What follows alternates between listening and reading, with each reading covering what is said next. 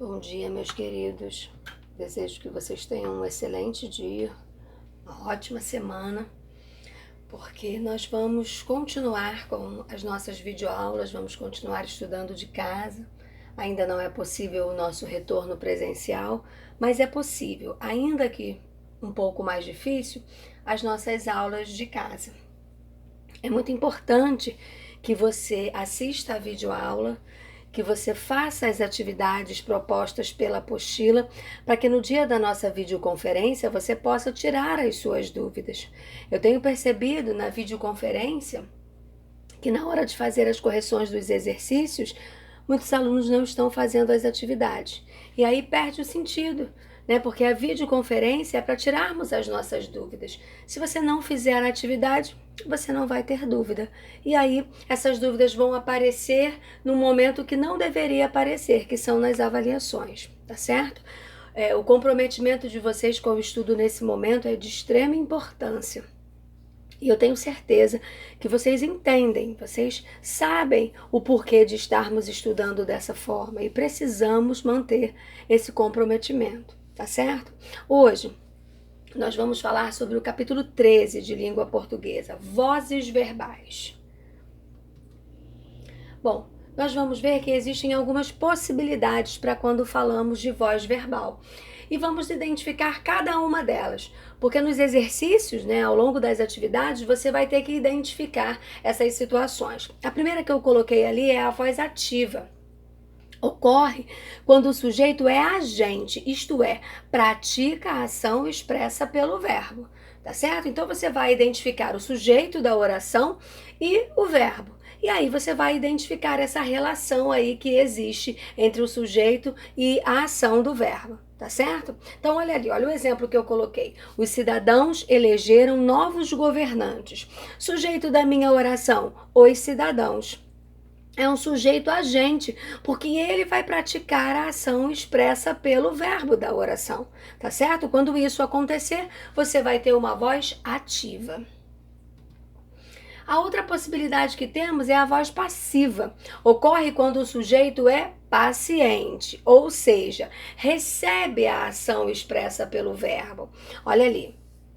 Novos governantes serão eleitos pelo povo. Sujeito paciente, novos governantes. Eles não vão praticar a ação, eles vão sofrer a ação de serem eleitos pelo povo, tá certo? Então, é só você prestar um pouquinho de atenção porque não tem como errar. Temos ainda a voz reflexiva. Ocorre quando o sujeito pratica e recebe a ação verbal simultaneamente. Olha lá. O jardineiro feriu-se com a enxada. Ele é um agente. Ele é um sujeito agente e paciente. Ele vai praticar a ação, mas é ele que sofre essa ação também. Quando isso acontecer, voz reflexiva. Tudo bem? Voz ativa, voz passiva e voz reflexiva. Bom, agora nós vamos falar sobre a voz reflexiva recíproca.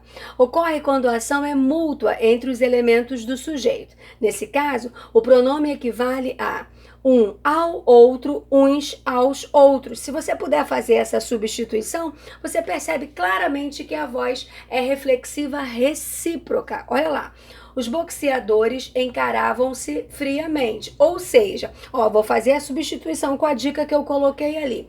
Encaravam um ao outro. Então, quando você pode fazer essa substituição e tem sentido, você tem a voz reflexiva recíproca. Existem duas possibilidades da voz passiva. Então, vamos entender agora que possibilidades são essas.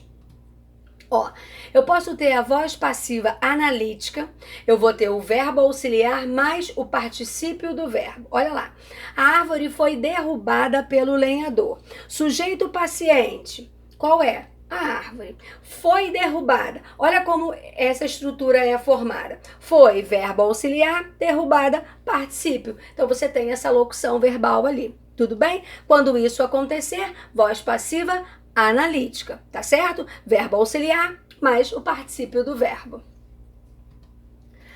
Mas nós podemos ter a voz passiva sintética.